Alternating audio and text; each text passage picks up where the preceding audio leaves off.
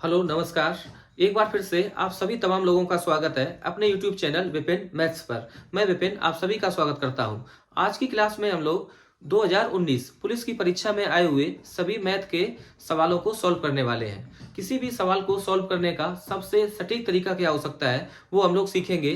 तो आइए बिना देरी किए करते हैं शुरू और सीधे आते हैं सवालों पर।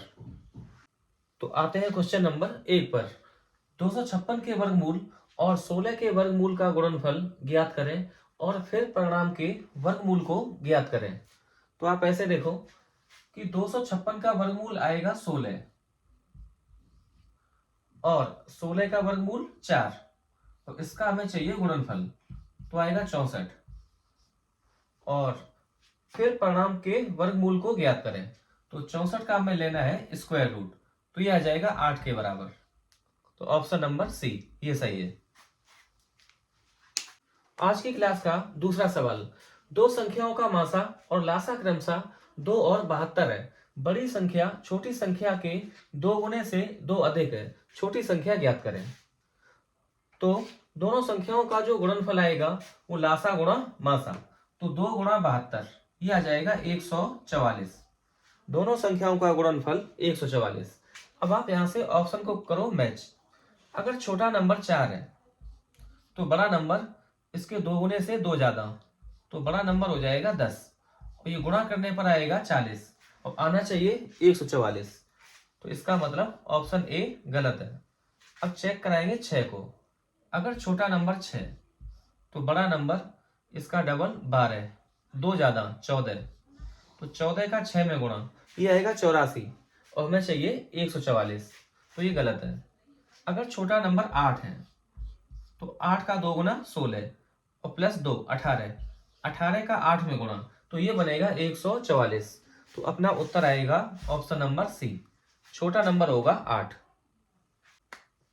क्वेश्चन नंबर 3, यदि 4/5 रेशियो 12/10 समानुपात x/6 रेशियो 9/2 तो x का मान कितना है।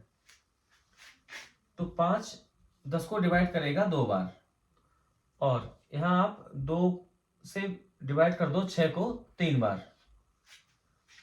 तो क्रॉस करा दो गुणा, तो 4 में 2 का गुणा तो ये आएगा 8 रेशियो 12 समानुपात ये आएगा x रेशियो 3 का 9 में गुणा 27। अब यहां पे आप देख रहे कि 8 का 1.5 गुना 12, तो किसका 1.5 गुना 27, तो 18 का 1.5 गुना 27। तो ऑप्शन नंबर डी ये बिल्कुल सही है।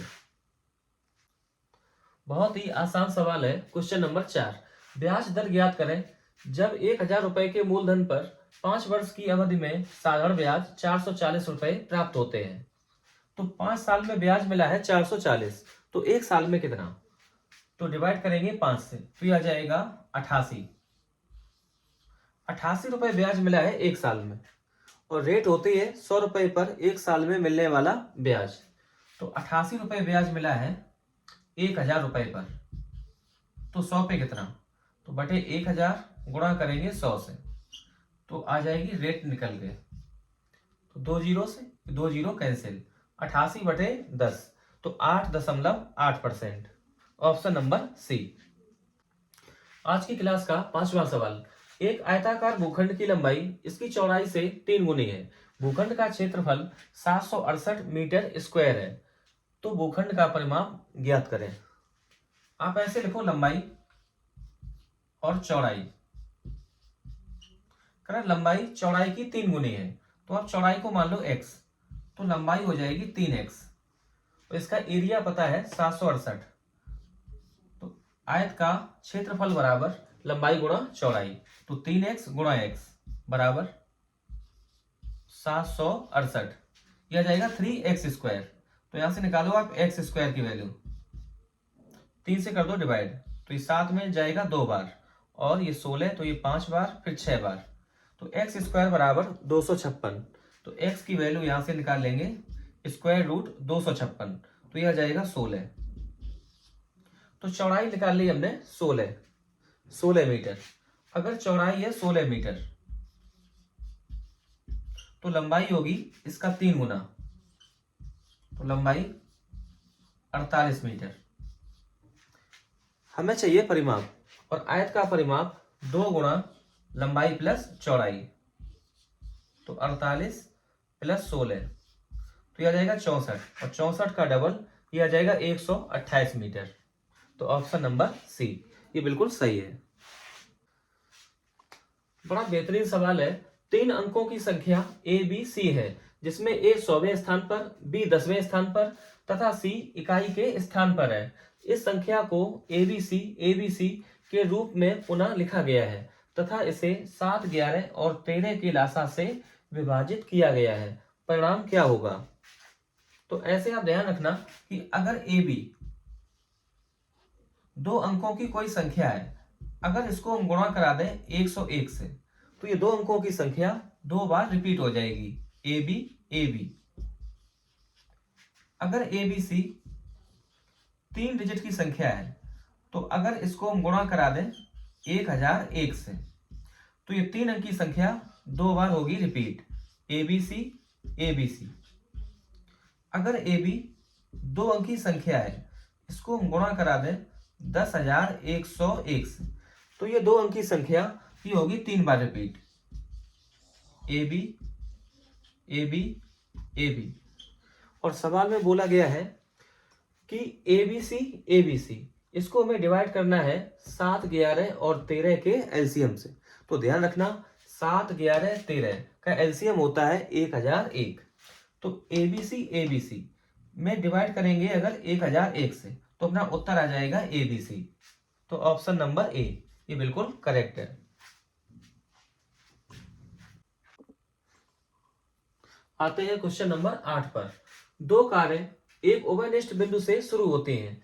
पहली कार उत्तर की तरफ 10 किलोमीटर की यात्रा करती है और बाएं मुड़ती है और आगे 8 किलोमीटर जाती है। दूसरी कार 5 किलोमीटर दक्षिण की तरफ जाती है, दाएं मुड़ती है और आगे 8 किलोमीटर की यात्रा करती है। उन कारों की बीच की दूरी कितनी है? तो आप ये ऐसे बना लो, ईस्ट, वेस्ट, ये नॉर्थ, ये साउथ, ये उत्तर और ये नीचे दक्षिण।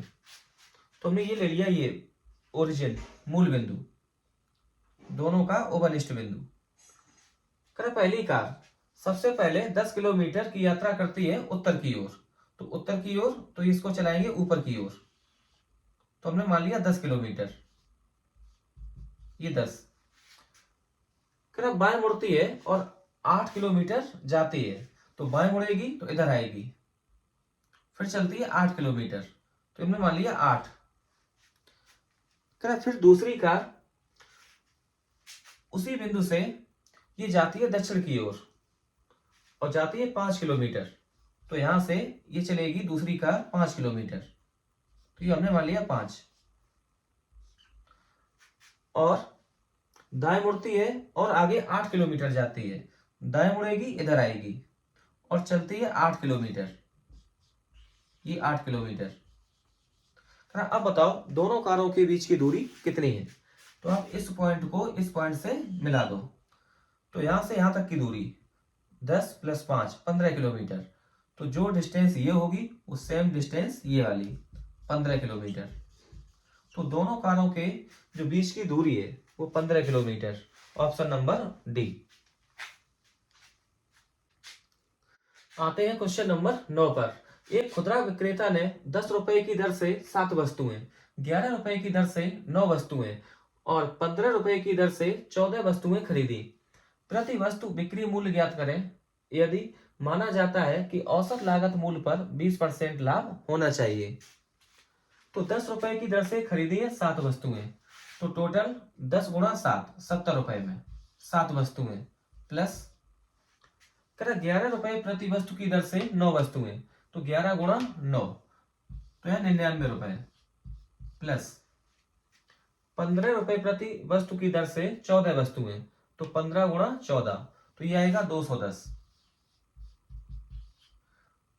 तो 70 + 99 + 210 जोड़ेंगे बराबर 210 और 99 ये बनेगा 309, 70 जोड़ेंगे तो 379। तो कुल मिला के उसने 379 रुपए में 7 प्लस 9 16 और प्लस 14 30 वस्तुएं खरीद ली। 30 वस्तुएं खरीदी है 379 रुपए में। करा प्रॉफिट होना चाहिए 20%।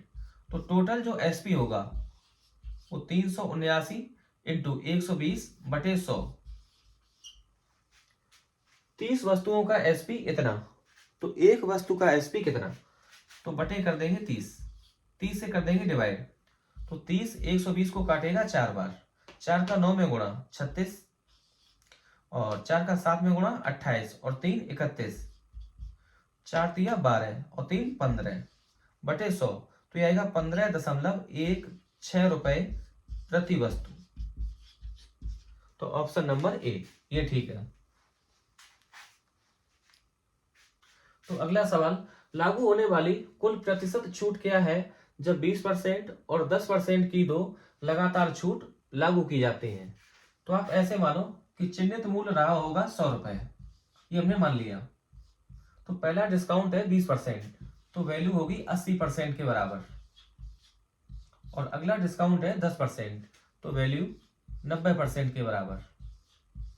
अब 100 वाला सामान, अब ये जाएगा 100 से 100 ये कैंसिल, ये 2 जीरो से ये 2 जीरो कैंसिल, 9 अट्ठे 72 रुपए में। चिन्हित मूल्य था 100 रुपए और बिक्री मूल्य आया 72 रुपए, तो कितना कम हो गया, 100 से 72 कम, तो यह आ जाएगा 28%। Option number B. Question number 11, A और बी 12 दिनों में एक काम को पूरा कर सकते हैं। बी और सी वही काम 16 दिनों में पूरा कर सकते हैं। सी और ए वही काम 24 दिनों में करते हैं। वे तीनों मिलकर वह काम कितने दिनों में पूरा कर सकेंगे। तो ए प्लस बी पूरा करते हैं 12 दिनों में और बी प्लस सी वही काम 16 दिनों में। सी और ए वही काम 24 दिनों में। तो सबसे पहला काम, आप इनका एलसीएम लेके आप निकालो इनकी इफिशियंसी। तो 12 16 24, इनका एलसीएम आएगा 48। तो यही हमारा टोटल वर्क। तो 12 का जाएगा 4 बार, तो ए प्लस बी की इफिशियंसी 4, 16 का ये 3 जाएगा, 16 3 48, 24 ये करेगा 2 बार डिवाइड। ए प्लस बी की इफिशियंसी 4 के बराबर, बी प्लस सी की इफिशियंसी 3 के बराबर और सी प्लस ए की इफिशियंसी 2 के बराबर। कर तीनों मिलकर वही काम कितने दिनों में समाप्त करेंगे। तो हमें तीनों की चाहिए इफिशियंसी, आप तीनों को जोड़ दो। तो ए और a 2a, b plus b 2b, c plus c 2c। तो इफिशियंसी आएगी 2a प्लस बी प्लस सी की बराबर 4 3 7 और 2 9। तो a प्लस बी प्लस सी की इफिशियंसी 9 बटे 2। a प्लस बी प्लस सी तीनों मिलकर वही काम कितने दिनों में पूरा करेंगे। तो टोटल वर्क 48, तो 48 में डिवाइड कर दो 9 बटे 2 से।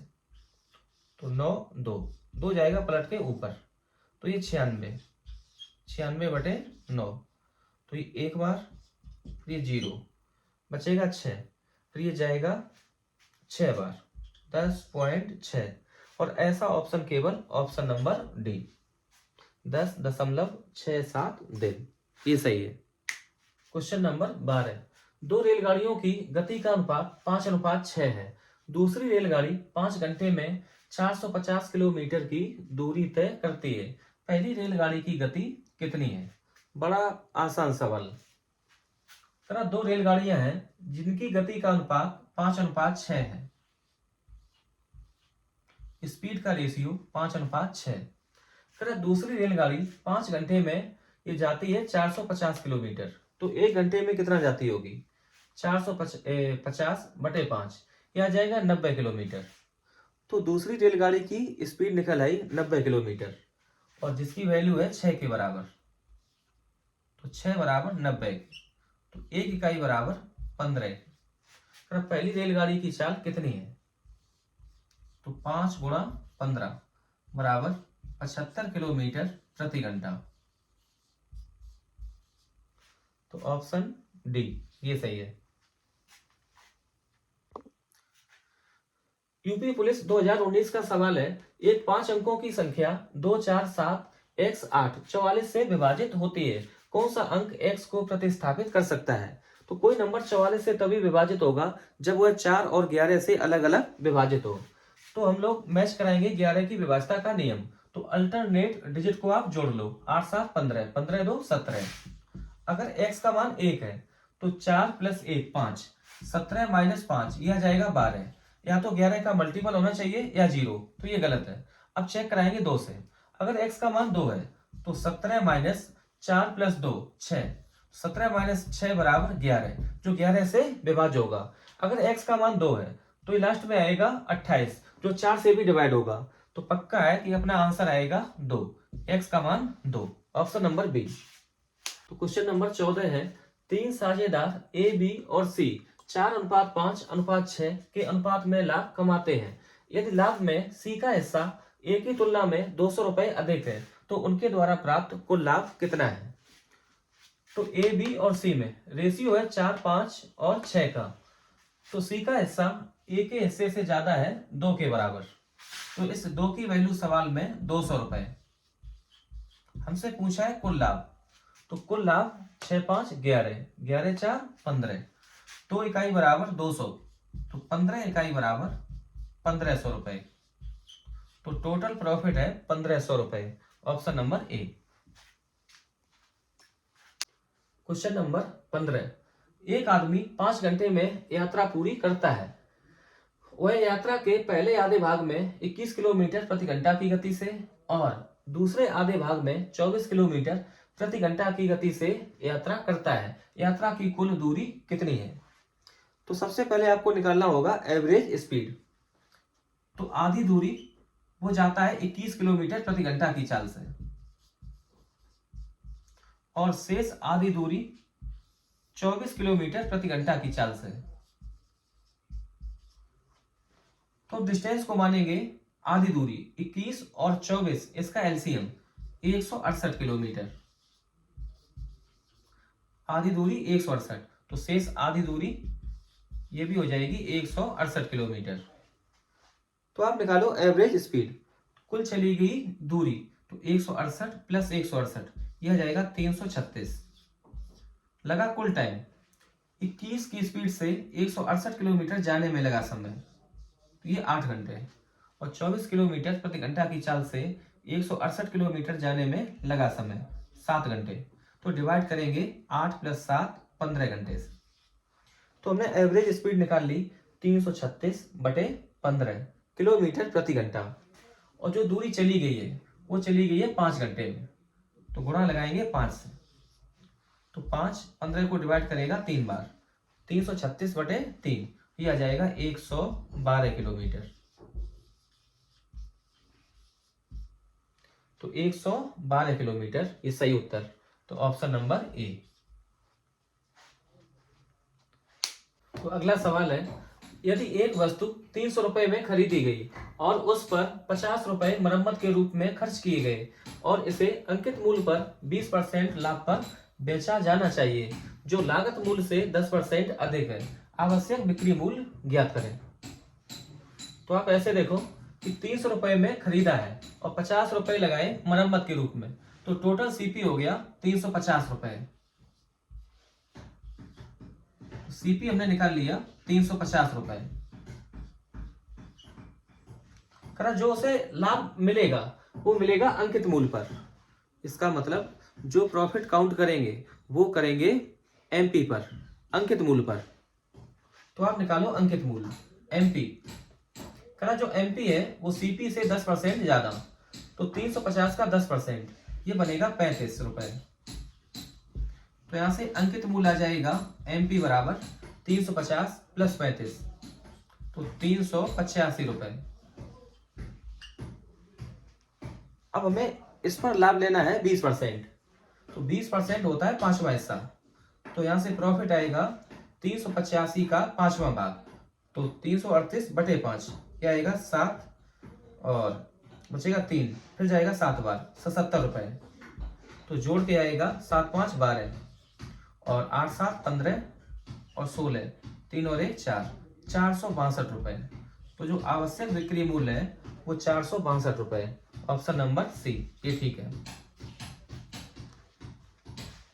क्वेश्चन नंबर 17 है, उस काल अवधि को ज्ञात करो जिसमें 1000 रुपए के मूलधन पर वार्षिक 10% ब्याज दर से 331 रुपए का चक्रवृद्धि ब्याज प्राप्त होता है। तो आप निकालो 3 साल की इफेक्टिव रेट। ब्याज मिला है 331, 1000 पर, तो 100 पर कितना, गुणा करेंगे 100 से, तो ये आ जाएगा 33.1 रुपए। तो 33.1% इफेक्टिव रेट।